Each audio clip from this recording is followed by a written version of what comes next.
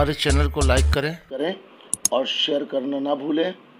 उसके बाद सब्सक्राइब करें, आइकन बेल आइकन उसको प्रेस करें, जिससे आपको हमारे वीडियोस के नोटिफिकेशन मिलते रहें। प्रभु यीशु मसीह यरूशलेम में प्रवेश कर रहे हैं और ऐसा लिखा है विजय प्रवेश। और विजय प्रवेश किस पर कर रहे हैं? राजा लोग जो हैं घोड़ों पर चढ़ के आते हैं और यीशु मसीह गधे के बच्चे के ऊपर प्रवेश कर रहे हैं। यीशु मसीह जब इस पृथ्वी पर आए तो जो लोगों के नियम थे यीशु मसीह ने उसको उल्टा कर दिया। राजा जो होता है, जब यीशु मसीह का जन्म हुआ तो राजा जो होता है महल में पैदा होता है, राजकुमार महल में पैदा होता है। लेकिन यीशु मसीह गौशाला में पैदा हुए, चरनी में पैदा हुए। उन्होंने नियम को तोड़ दिया। यहूदियों का जो राजा था वो चरनी में पैदा हुआ, उसी तरीके से यीशु विजय प्रवेश कर रहा है यरूशलेम के अंदर। और अब वो समय घड़ी निकट आ चुकी है जब उसको संसार पर जय प्राप्त करना है और शैतान को हराना है। और उसको हराने के लिए यीशु मसीह यरूशलेम में एंट्री करते हैं। और अगर अपन पढ़ते हैं मरकुस उसका 11 अध्याय, और उसमें यीशु मसीह ने क्या किया, बहुत अच्छी बात है। मैं एक पॉइंट उसमें से लूंगा और उस पॉइंट में से आपको सिखाऊंगा। और अगर आप सीख जाते हैं, समझ जाते हैं, तो आपके जीवन में वो बातें एक गड़ी हुई खील के समान होगी।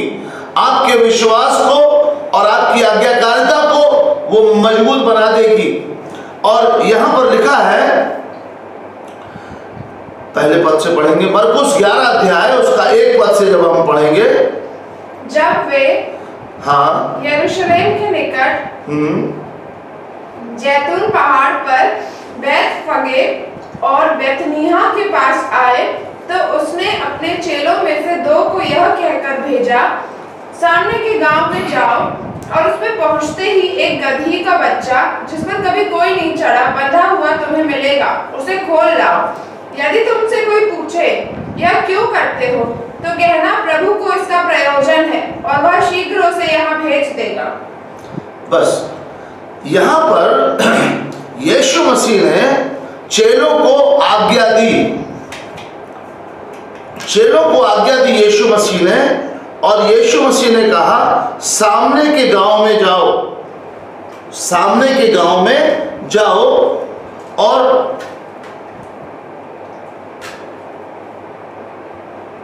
पहुंचते ही एक गधी का बच्चा जिस पर कभी कोई नहीं चढ़ा बंधा हुआ तुम्हें मिलेगा।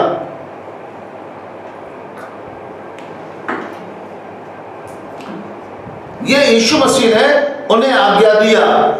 और उनको तीसरे पद में लिखा है, यदि तुमसे कोई पूछे यह क्यों करते हो तो कहना प्रभु को इसका प्रयोजन है। यहां पर 2 बातें बड़ी गहरी पाई जाती हैं। अगर यीशु के जो चेले थे वो यीशु की बातों पर इतना विश्वास करते थे कि यीशु ने उनसे कहा कि सामने के गांव में जाओ, वहां पर एक गधी का बच्चा मिलेगा जिस पर कभी कोई नहीं बैठा है, उसे खोल ले आओ। और यदि कोई पूछता है तो कहना कि प्रभु को इसका प्रयोजन है। आज के चेले अगर होते तो मैं कल्पना करता हूं, आज के अगर चेले होते तो वो 25 प्रश्न खड़े कर देते कि अरे प्रभु आप हमको भेज रहे हो किसी गधी का बच्चा खोलने के लिए, हम उसको खोलेंगे तो वो पकड़ करके मारेगा हमें, हम नहीं जाएंगे। और कई संदेह उसमें उत्पन्न करेंगे, कई उनके अंदर कल्पनाएं और कई विचार आने लगेंगे कि गधी का बच्चा तू खोलेगा तो लोग ऐसा कर लेंगे, लोग पकड़ लेंगे तुझे ऐसा मारेंगे। आज के अगर चेले होते तो वो कई प्रकार के प्रश्नों से घिर जाते और वो यीशु की आज्ञा का पालन न कर पाते। लेकिन ये दृष्टांत जो है एक बहुत गहरे रहस्य को प्रकट करता है कि कि यीशु ने उनसे कहा, वो सच्चे चेले थे, यीशु के सच्चे चेले थे जो यीशु की आज्ञा का पालन करते थे, और उन्होंने कतई भी संदेह नहीं किया कि क्या होगा। कुछ आगे का उन्होंने सोचा ही नहीं, जैसा यीशु ने उन्हें कहा वैसा ही उन्होंने किया जाकर। और क्या किया, लिखा है चौथे पद में लिखा है, उन्होंने जाकर हाँ, उस बच्चे को हाँ, बाहर द्वार के पास चौक में बंधा हुआ पाया। जैसा यीशु ने बोला था वैसा ही वो बच्चा वहां पर मिला, उसको पा भी लिया उन्होंने। आगे और खोलने लगे, और खोलने लगे। उनमें से जो वहां खड़े थे कोई कोई कहने लगे, यह क्या करते हो, गधी के बच्चे को क्यों खोलते हो। चेलों ने जैसा यीशु ने कहा था वैसा ही उनसे कह दिया। चेलों ने जैसा यीशु ने कहा था वैसा ही उनसे कह दिया। और आगे अगर जब अपन पढ़ते हैं तो यीशु के पास गधी के बच्चे को ले आया गया, और आगे क्या लिखा है, तब उन्होंने उन्हें जाने दिया। हाँ, और उन्होंने बच्चे को यीशु के पास लाकर उस पर अपने कपड़े डाले और वह उस पर बैठ गया। और हाँ जी, और बहुतों ने अपने कपड़े मार्ग में बिछाए और औरों ने खेतों में से डालियां काट काट कर फैला दी।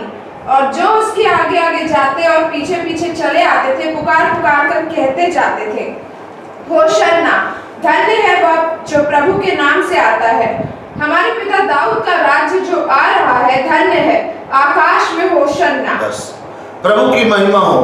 तो ये जो आज का जो दिन है वो खजूर रविवार के नाम से जाना जाता है, पाम संडे के नाम से जाना जाता है। यीशु विजय प्रवेश कर रहा है, यरूशलेम के अंदर आ चुका है।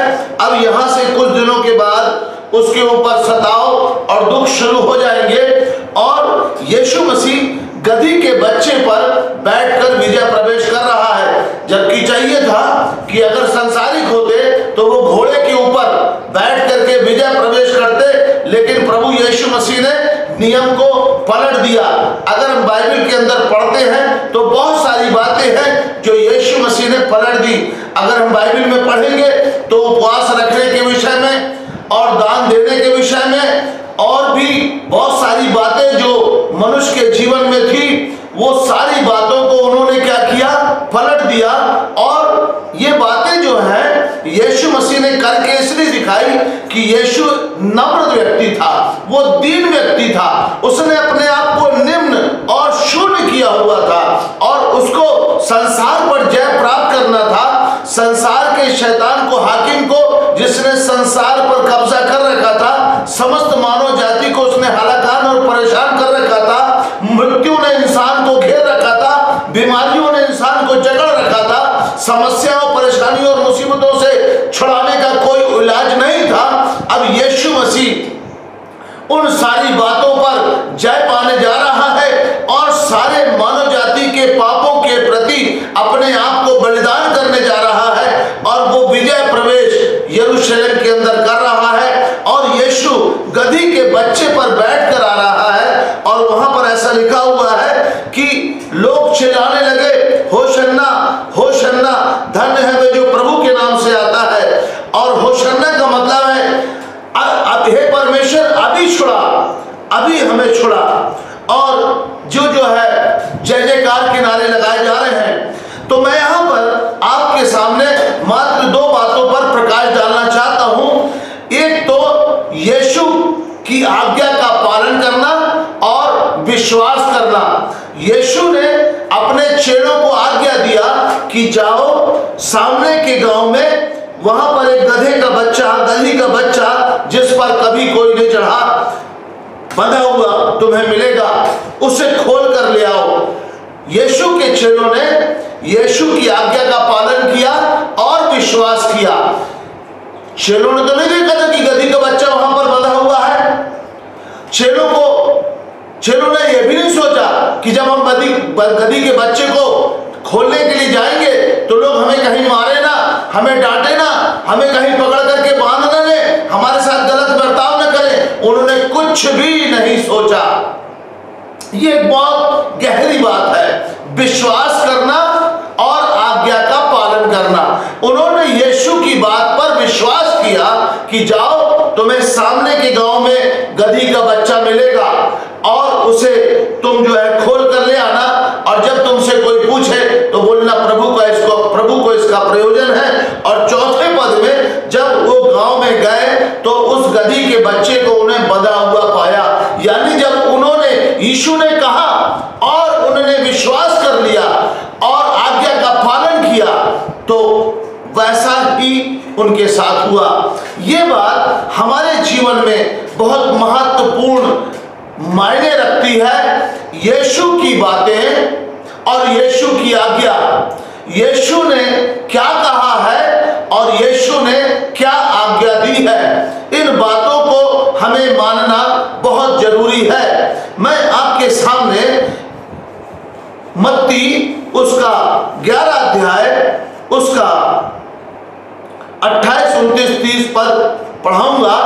यीशु मसीह ने समस्त मानव जाति को जब इस वो पृथ्वी पर आया तो उसने विश्वास दिलाया और क्या कहा, आज क्या हम और आप यीशु की इन बातों पर विश्वास रखते हैं? ये आपको और हमें जानने की आवश्यकता है। क्या यीशु मसीह ने जो बातें कही हैं वो बातों पर हम अटल हैं, हम दृढ़ हैं, हम विश्वास रखते हैं कि नहीं रखते हैं? ये आपको जांचने की आवश्यकता है, क्योंकि आज भी बहुत सारे लोग जो मसीह पर विश्वास करते हैं, चर्च जाते हैं, बाइबल पढ़ते हैं, प्रार्थना करते हैं, दान दशमांश देते हैं, सब कुछ करते हैं, लेकिन अभी भी वो परेशान हैं, अभी वो चिंतित हैं, अभी भी उनको चिंताएं खाई जा रही हैं। घर कैसे चलेगा, पैसा कैसे आएगा, बच्चों का क्या होगा, कैसे पढ़ेंगे, कैसे इनकी फीस आएगी, कैसे इनकी ड्रेस आएगी, कैसे बच्चों का विवाह होगा, कैसे हमारा कल का खर्चा चलेगा, हमारी इतनी जरूरतें खड़ी हुई हैं। ये सारी चिंताएं जो है और भी बहुत सारी चिंताएं मसीही लोगों को दबाए हुए हैं। और जबकि प्रभु यीशु मसीह ने क्या कहा है, यीशु मसीह ने अपने वचन के अंदर क्या कहा है, इन बातों पर क्या आपको और हमें विश्वास है? अगर विश्वास है तो फिर चिंता और फिक्र आपके जीवन में नहीं आनी चाहिए। चाहे वो जॉब की चिंता हो, चाहे वो पढ़ाई की चिंता हो, चाहे वो भविष्य की चिंता हो, चाहे वो बच्चों की चिंता हो, चाहे वो पत्नी की चिंता हो, चाहे वो पति की चिंता हो, चाहे वो माँ की चिंता या बाप की चिंता हो, चाहे घर बनाने की चिंता हो, विवाह की चिंता हो, कोई भी चिंता अगर आपके अंदर है तो यीशु मसीह ने क्या कहा है उसके ऊपर आपको विश्वास नहीं है। देखिए क्या लिखा हुआ है, मत्ती 11 उसका 28 से 29 पद पढ़ेंगे अपन। हे सब परिश्रम करने वालों, हे सब परिश्रम करने वालों और बोझ से दबे लोगों, और बोझ से दबे लोगों, मेरे पास आओ, मेरे पास आओ, मैं तुम्हें विश्राम दूंगा, मैं तुम्हें विश्राम दूंगा। आप और हम जो बोझ से दबे हुए लोग हैं, और भी बहुत सारे बोझ हैं, समाज का बोझ है, हम जिन कुछ लोग किसी धर्म और सिद्धांतों को मानते हैं उसका बोझ है, और भी बहुत सारे बोझ इंसान के जीवन में है और वो इंसान थक चुका है, हार चुका है। यीशु मसीह उनसे क्या कह रहा है, हे सब परिश्रम करने वालों और बोझ से दबे हुए लोगों, मेरे पास आओ, मैं तुम्हें विश्राम दूंगा। विश्राम दूंगा यानी आराम दूंगा, तुम्हारा सारा बोझ उठा लूंगा, तुम्हारे सारी जो मेहनत का प्रतिफल है वो तुम्हें मिल जाएगा। अभी तक आप जो परिश्रम करते हो उसका प्रतिफल आपको नहीं मिल पाता है, छेद वाली थैली में कमाई को डाल देते हैं। यीशु कह रहा है, हे सब परिश्रम करने वाले और बोझ से दबे लोगों, मेरे पास आओ, विश्राम दूंगा। आगे क्या कह रहा है? मेरा जुआ अपने ऊपर उठा लो और मुझसे सीखो, क्योंकि मैं नम्र और मन में दीन हूँ, और तुम अपने मन में विश्राम पाओगे। आगे, क्योंकि मेरा जुआ सहज और मेरा बोझ हल्का है। यीशु का जुआ सहज है। आज बहुत सारे समाज हैं, बहुत सारे धर्म हैं, बहुत सारे परिवारों के अंदर कंधे में जुआ धरा हुआ है। ये त्योहार है, उस त्योहार में ये करना है, बच्चों की पढ़ाई का जुआ, पत्नी का खर्च का जुआ, परिवार के खर्च का जुआ, माँ बाप के खर्चों का जुआ, और भी बहुत सारे बोझ जो है मनुष्य के जीवन में कंधे पर धरे रहते हैं। तो यीशु कह रहा है जुआ मतलब जो बैल के ऊपर कंधे पर जुआड़ी रखी जाती है उसको जुआ बोलते हैं।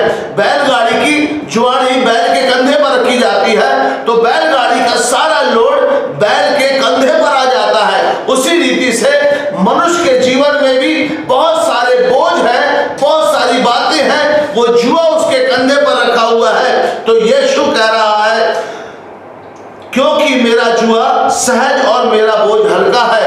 यीशु ने मनुष्य के ऊपर कोई भी जुआ नहीं रखा, यानी कोई भी बोझ नहीं रखा कि मनुष्य दब जाए करते करते, मर जाए, कर्ज लेकर के करना पड़े। उन सब चीजों से उसने आजाद कर दिया। अब हमें कोई रीति रिवाज, कोई प्रथा, कोई परंपरा, कोई भी सिद्धांत, कुछ भी नहीं मानना है और बिल्कुल निश्चित हो जाना है। यीशु कह रहा है कि लिख रहा है मेरा जुआ अपने ऊपर उठा लो और मुझसे सीखो, क्योंकि मैं नम्र और मन में दीन हूँ, और तुम अपने मन में विश्राम पाओगे। मनुष्य के मन में बहुत सारी चिंताएं रहती हैं, बहुत सारी फिक्र रहती है, बहुत सारी उथल पुथल रहती है, बहुत सारी बेचैनी रहती है। मन इंसान को विचलित करता है, उथल पुथल करता है, एक जगह बैठने नहीं देता है, क्योंकि मन में बहुत सारी बातें, चिंताएं घर बना करके रखती हैं। कैसे होगा, क्या होगा, ऐसा करेंगे तो ऐसा हो जाएगा, वैसा करेंगे तो वैसा हो जाएगा। अब ये कहां से इंतजाम होगा?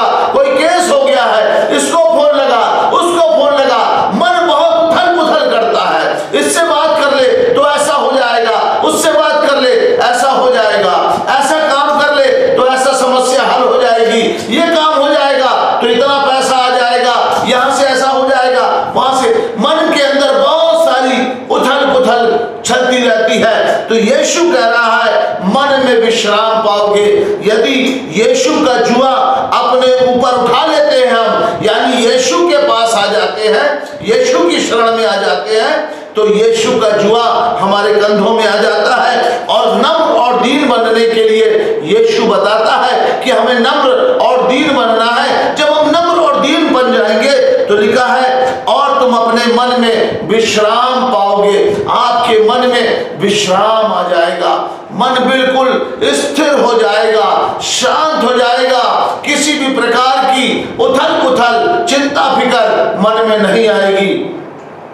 यीशु ने ये बातें समस्त मानव जाति के लिए बताई हैं और हम सब मसीही लोग इन वचनों को कई बार पढ़े हैं और कई बार सुने हैं, और तब भी हम विश्वास नहीं कर पाते हैं, तब भी हम विश्वास नहीं कर पाते हैं। लेकिन चेलों ने क्या किया? यीशु ने कहा और उन्होंने विश्वास किया और विश्वास के साथ उस गांव में गए, और जब उन्होंने गए तो देखा गधी का बच्चा वहां पर बंधा हुआ है। आप भी जब विश्वास करके, यीशु की बातों पर विश्वास करके चलोगे, यीशु के पास आओगे, तो आप भी विश्राम पाओगे। आगे एक वचन और लिखा हुआ है, मत्ती उसका 6वां अध्याय 25 से 34 पद अगर पढ़ते हैं अपन, मत्ती 6वां अध्याय 25 से 34 आयत तक अगर अपन पढ़ते हैं, जी पढ़े। इसीलिए मैं तुमसे कहता हूँ, मैं तुमसे कहता हूँ कि अपने प्राण के लिए यह चिंता न करना। देखिए, आज आप सभी मसीह भाई बहन लोग ध्यान से सुनना, यीशु ने क्या कहा है, और आपको सुन करके इन वचनों पर विश्वास करके अपने जीवन को जीने की आवश्यकता है। आज से आप अपनी सारी चिंता यीशु के ऊपर डाल देना। देखिए यीशु ने क्या कहा है, इसलिए मैं तुमसे कहता हूँ कि अपने प्राण के लिए यह चिंता न करना। इसलिए यीशु कह रहा है, इसलिए मैं तुमसे ये कहता हूँ कि अपने प्राण के लिए यह चिंता न करना कि हम क्या खाएंगे, कि हम क्या खाएंगे और क्या पिएंगे, क्या पिएंगे, और न अपने शरीर के लिए, और न अपने शरीर के लिए कि क्या पहनेंगे, क्या पहनेंगे। क्या प्राण भोजन से, क्या प्राण भोजन से और शरीर वस्त्र से बढ़कर नहीं? शरीर वस्त्र से बढ़कर नहीं है। आगे, आकाश के पक्षियों को देखो। अब यीशु कह रहा है, आकाश के पक्षियों को देखो, वे ना बोते हैं, ना बोते हैं, न काटते हैं, ना काटते हैं, और न खत्तों में बटोरते, और न खत्तों में बटोरते हैं। मनुष्य तो बटोर के रखता है ढेर सारा, खत्तों में भर लेता है साल भर के लिए, 2 साल के लिए, लेकिन पक्षी खत्तों में भी नहीं बटोरते हैं। आगे, तो भी तुम्हारा स्वर्गीय पिता उनको खिलाता है। परमेश्वर यीशु आपसे बात कर रहा है अपने वचन के द्वारा। आप लोग जो चिंता करते हो कि क्या खाएंगे, क्या पिएंगे, कैसे रहेंगे, क्या पहनेंगे, क्या होगा, उन चिंता करने वालों से यीशु बात कर रहा है। क्या कह रहा है, आकाश के पक्षियों को देखो, वे तो ना बोते हैं, ना काटते हैं, और ना खत्तों में बटोरते हैं, तो भी तुम्हारा स्वर्गीय पिता उनको खिलाता है। आगे, क्या तुम उनसे अधिक मूल्य नहीं रखते? क्या तुम उनसे अधिक मूल्य नहीं रखते? यीशु कह रहा है आपसे, क्या तुम उनसे अधिक मूल्य नहीं रखते? पक्षियों से आप अधिक मूल्यवान हो। आगे, तुम में कौन है जो चिंता करके अपने जीवन काल में एक घड़ी भी बढ़ा सके। ये बहुत गहरी बात कही। लोगों के पास पैसे की समस्या है, किसी को 1 लाख की आवश्यकता है, किसी को 5,000 की आवश्यकता है, और वो चिंता में चला जाए, तो चिंता में जाने के बाद उसकी समस्या का हल होगा नहीं। 1 लाख रुपए उसे आना जाएंगे। अगर कोई बीमारी है तो चिंता करके वो बीमारी ठीक नहीं की जा सकती, लेकिन विश्वास करके बीमारी ठीक कर जा सकती है। विश्वास करके 1 लाख रुपए प्राप्त किया जा सकता है, विश्वास करके सफलता पाई जा सकती है, लेकिन चिंता करके कुछ भी नहीं कर सकते। यीशु यहीं पर ये कह रहा है। क्या कह रहा है? और वस्त्र के लिए नहीं, तुम में कौन है जो चिंता करके अपने जीवन काल में एक भी घड़ी बढ़ा सकता है। कोई नहीं बढ़ा सकता चिंता करके। आगे, और वस्त्र के लिए क्यों चिंता करते हो? सोसनों के फूलों पर ध्यान करो कि वे कैसे बढ़ते हैं। वे न तो परिश्रम करते हैं, न काटते हैं। तो भी मैं तुमसे कहता हूँ कि सुलेमान भी अपने सारे वैभव में उनमें से किसी के समान वस्त्र पहने हुए न था। उनमें से किसी के समान भी वस्त्र पहने हुए न था। सोसनों को जो परमेश्वर पहनाता है, सुलेमान जो बादशाह था, जिसके पास किसी की चीज की कमी नहीं थी, तो वो उनसे बढ़कर नहीं था। आगे, इसीलिए जब परमेश्वर मैदान की घास को जो आज है और कल भाड़ में झोंकी जाएगी, ऐसा वस्त्र पहनाता है, तो हे अल्पविश्वासियों, तुमको वह क्यों न पहनाएगा, अच्छे से अच्छा वस्त्र पहनाएगा। यीशु ने वादा किया है, कभी भूखे नहीं सोने देगा, कभी नंगे नहीं रहने देगा। उसने वादा किया है, धर्मी की संतान को कभी भीख मांगते नहीं देखा और न भूखे सोते देखा गया है। परमेश्वर हमारा जीवित परमेश्वर है। वो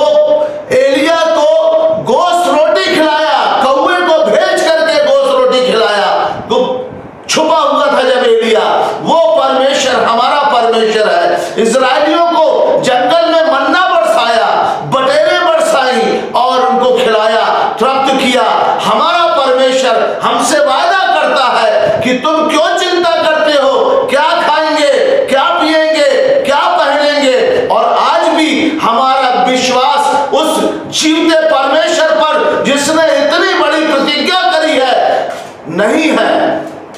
हम आज भी डगमगाते हैं, आज भी चिंता करते हैं, आज भी कल की चिंता करते हैं। हमें कल की चिंता करना ही नहीं है, परमेश्वर पर अपनी चिंता को डालना है। क्या लिखा है आगे? इसलिए तुम चिंता करके यह न कहना, चिंता करके तुम यह न कहना कि हम क्या खाएंगे, कि क्या खाएंगे, या क्या पिएंगे, या क्या पहनेंगे। आप बिल्कुल चिंता मत करना। आगे, क्योंकि अन्य जाति इन सब वस्तुओं की खोज में रहते हैं। इन सब वस्तुओं की खोज में रहते हैं। बहुत गहरी बात यीशु मसीह कह रहा है। अगर आपके अंदर ये बातें हैं तो आप विश्वासी नहीं हो, आप भी अन्य जातियों के समान हो, और अन्य जातियों के समान आपका जीवन है, क्योंकि अन्य जाति लोग ही इसकी खोज में रहते हैं, विश्वासी लोग नहीं रहते हैं। विश्वासी लोगों का विश्वास अपने परमेश्वर यहोवा प्रभु यीशु नासरी पर रहता है कि वो हमें खिलाएगा, वो हमें पहनाएगा, वो हमें खिलाएगा, वो हमें तृप्त करेगा। कैसे भी करेगा तृप्त, विश्वास करके देखना है आपको। आप विश्वास करिए, यीशु ने जो बोला है वो झूठ नहीं बोला है। यीशु जीवित परमेश्वर है, वो इमानुएल परमेश्वर है, वो आपके साथ हमेशा रहता है, हर किसी मनुष्य के साथ रहता है, चाहे वो यीशु को जानता हो या ना जानता हो। यीशु हर मानव जाति के साथ रहता है। जब वो साथ में रहता है तो वो अंधा, गूंगा और बहरा नहीं है। वो देखता है कि मेरा बेटा भूखा है, मेरा बेटा प्यासा है, मेरा बेटा नंगा है, और वो उसे क्या करता है? तृप्त करता है, और उसको पहनाता है, खिलाता है, पिलाता है, हष्ट पुष्ट करता है। आगे क्या लिखा है? क्योंकि अन्य जाति इन सब वस्तुओं की खोज में रहते हैं, और तुम्हारा स्वर्गीय पिता जानता है। ये देखिए, मैं अभी जो बोल रहा हूँ वो क्या यीशु कह रहा है, तो तुम्हारा स्वर्गीय पिता जानता है कि तुम्हें ये सब वस्तुएं चाहिए, ये सब वस्तु की आवश्यकता है। स्वर्गीय पिता जानता, वो देख रहा है कि आपको जरूरत है, आपके पास खाने को नहीं है, आपके पास पीने को नहीं है, आपके पास पहनने को नहीं है, आपके पास सर छुपाने को जगह नहीं है। परमेश्वर देखता है, आपकी जरूरतों को देखता है। इसके पास ये जरूरत है, इसको ये इतने पैसों की जरूरत है, या इसको खाने की जरूरत है, वो आपके लिए कौवे को भेज के इंतजाम करेगा। आगे क्या लिखा है? इसलिए पहले तुम परमेश्वर के राज्य और धार्मिकता की खोज करो, तो ये सब वस्तुएं तुम्हें मिल जाएगी। अतः कल के लिए चिंता न करो, कल के लिए बिल्कुल चिंता मत करिए, क्योंकि कल का दिन अपनी चिंता आप ही कर लेगा। आज के लिए आज ही का दुख बहुत है। यीशु मसीह ने स्पष्ट कह दिया है, आज से आपको चिंता करने की आवश्यकता नहीं है। मैं आपको एक उदाहरण देता हूं कि एक गांव है 10 किलोमीटर दूर, और बैलगाड़ी उस गांव की तरफ जा रही है, और आप भी सर के ऊपर बड़ा सा बोझा लिए हुए चले जा रहे हो, और बैलगाड़ी वाले ने रोका और बोला, भैया कहाँ जा रहे हो? आपने बोला फलाने गांव जा रहे हैं, और बैलगाड़ी वाला बोलता है मैं भी वहां पर जा रहा हूं। बोले आ जाओ मेरी बैलगाड़ी पर बैठ जाओ, और आप चढ़ जाते हैं बैलगाड़ी के ऊपर, और आपने बोझा जो है अपने सर पर, आप भी वो बोझा जो है अपने सर पर रखे हुए हैं, बोझा, और आप बैलगाड़ी पर बैठ गए हैं बोझा रखे हुए। वो बैलगाड़ी वाला बोल रहा है, अरे भले मनुष्य भैया, हम भी उसी गांव जा रहे हो, काहे को तुम अपना बोझा सर पर रखे हो? इसे उतार कर बैलगाड़ी में धर दो और आराम से बैठ जाओ, जब वो गांव आएगा तब उतर जाना। यीशु मसीह भी कह रहा है कि भैया, बेटा और मेरी बेटी, ये बोझा जो है अपना मेरे ऊपर रख दे और आराम से बैठ जा। हम क्या कर रहे हैं आज? चिंता और फिक्र, परेशानियां और समस्याएं अपने ऊपर लिए हुए हैं और यीशु मसीह पर विश्वास भी करते हैं। यानी यीशु मसीह रूपी बैलगाड़ी के ऊपर बैठे भी हुए हैं और चिंता भी सर पर रखे हुए, बोझा रखे हुए हैं सर पर। यीशु कह रहा है अपनी चिंता मेरे ऊपर डाल दे, कल के लिए चिंता मत करना। यीशु ने जो वचन कहे हैं आपको उस पर विश्वास करना है। जैसे चेलों ने विश्वास किया और उस यीशु ने कहा जाओ, वो गए। आपको भी विश्वास करना है कि यीशु ने कहा है, आप विश्वास कर लीजिए और भक्ति में लग जाइए, परमेश्वर भक्ति में लीन हो जाइए। हर जरूरतें आपकी पूरी हो जाएंगी। दूसरी पॉइंट, आपकी भविष्य की चिंता के विषय में, आपके जीवन के लिए, आपके परिवार के लिए, आपके बच्चों के लिए, आपकी पत्नी के लिए, आपके पति के लिए, आपके मम्मी पापा के लिए, आपके घर के लिए किसी भी प्रकार की चिंता करने की आवश्यकता नहीं है। ये पहला सब्जेक्ट, यीशु ने आपकी चिंताओं को अपने ऊपर ले लिया है। आप अपनी चिंता को यीशु के ऊपर डाल दें और निष्फिक्र हो जाए। बिल्कुल विचार लाना बंद कर दे, सोचना बंद कर दे उस विषय के विषय में और प्रभु के ऊपर डाल दे।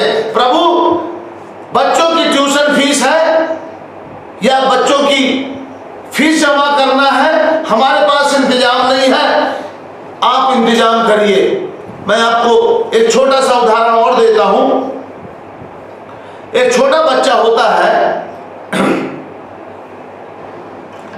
स्कूल जाता है। स्कूल में उसकी क्लास टीचर उससे बोलती है, बेटा कल 1000 रुपये जमा करना है, घर में बता देना। तो बेटा आता है, मम्मी पापा से बताता है, पापा पापा, मम्मी मम्मी, टीचर जी ने 1000 रुपये बुलाया है, कल जमा करना है। और बच्चा खेलने में मगन, अपने पढ़ाई में मगन, उसको चिंता नहीं है। इसका मतलब है कि वो बच्चा अपने माता पिता पर डिपेंड है, वो पूरी रीति से डिपेंड है।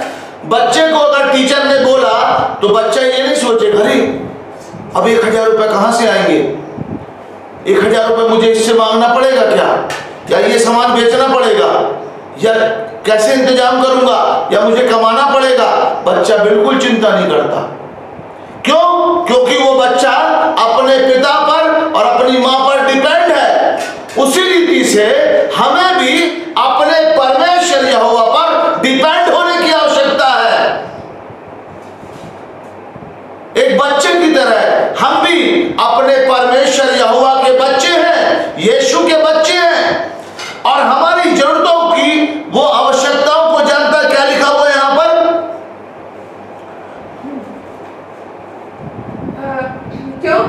क्योंकि अन्य जाति इन सब वस्तुओं की खोज में रहते हैं। हाँ, और हाँ, तुम्हारा स्वर्गीय पिता जानता है, पर तुम्हारा स्वर्गीय पिता जानता है कि तुम्हें ये सब वस्तुएं चाहिए, कि तुम्हें इन सब वस्तुओं की आवश्यकता है। स्वर्गीय पिता जानता है कि तुम्हें इन सब वस्तुओं की आवश्यकता है। तो जब स्वर्गीय पिता जानता है तो हमको क्या करना है? एक बच्चे के समान अपने स्वर्गीय पिता पर डिपेंड हो जाना है और जब कोई जरूरत आए उसको सामने रख देना है और भक्ति में लीन रहना है। परमेश्वर अद्भुत रीति से इंतजाम को करेगा और विश्वास से उसे प्राप्त कर लेना है। यह विश्वास का सिद्धांत है। अब विश्वास आशा की हुई वस्तुओं का निश्चय और अनदेखी वस्तुओं का प्रमाण है।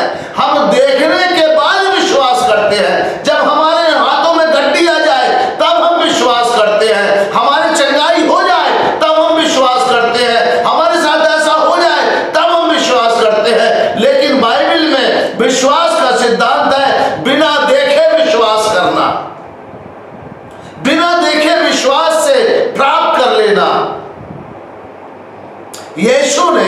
गधी के बच्चे को देखा नहीं था, उसने कह दिया। यीशु को पास कर चुकाने के लिए पैसा नहीं था। चेले को बोला, जा समुद्र में मछली मिलेगी, पकड़ना उसे, उसके मुंह में तुझे सिक्का मिलेगा, अपना भी कर पटाना और मेरा भी कर पटाना। यीशु मसीह ने देखा नहीं था, लेकिन उसने विश्वास की आंखों से देखा और जैसा कहा वैसा ही हो गया। यह है विश्वास का सिद्धांत। दूसरी बात है चंगाई। यीशु ने मानव जाति के लिए कोड़े खाए, बाइबल बोलती है। मत्ती उसका 8 उसका 17 पद पढ़ेंगे।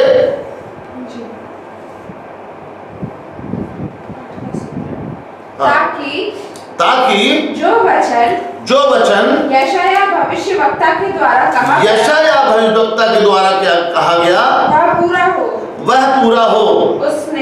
उसने आप हमारी दुर्बलताओं को ले लिया और हमारी बीमारियों को उठा लिया। ये बाइबल बता रही है यीशु के बारे में।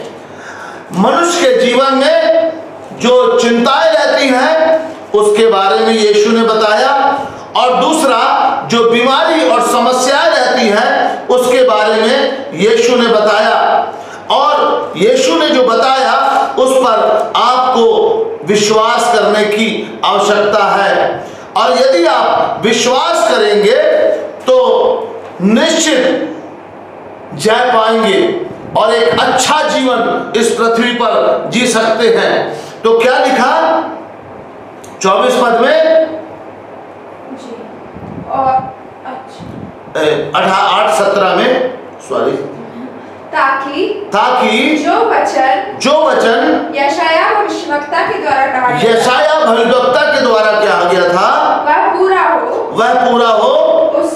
उसने आप हमारी दुर्बलताओं को ले लिया और हमारी बीमारियों को उठा लिया। पहला पत्रस दूसरा अध्याय का 24 पद।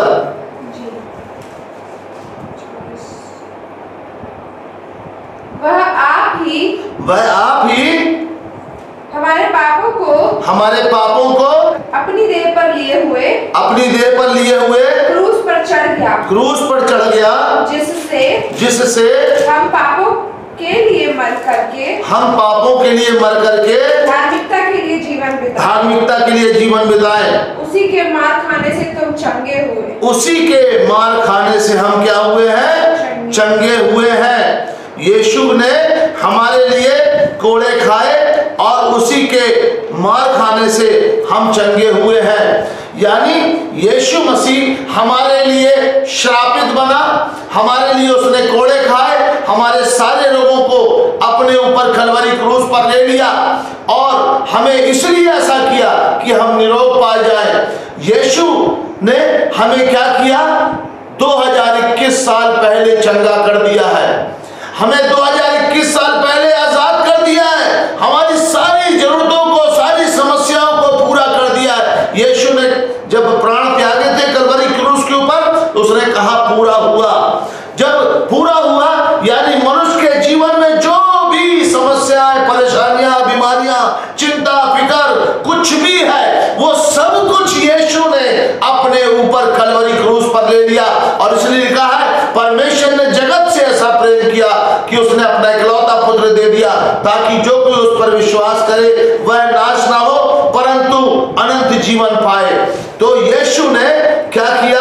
हमारे लिए सब कुछ पूरा कर दिया है। अब हमें यीशु पर विश्वास करने की आवश्यकता है। जैसे चेलों ने यीशु की आज्ञा का पालन किया और उसकी बातों पर विश्वास किया, उसी रीति से आपको भी परमेश्वर की आज्ञा पालन करना और विश्वास करने की आवश्यकता है।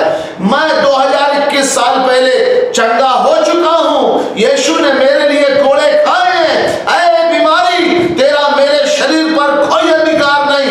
ऐ दर्द, तेरा मेरे शरीर पर कोई अधिकार नहीं। ऐ दुष्ट, तेरा मेरे शरीर पर कोई अधिकार नहीं।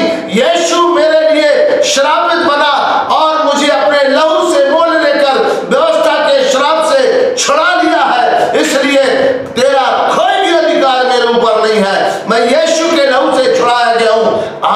ये विश्वास दृढ़ और मजबूत होना चाहिए।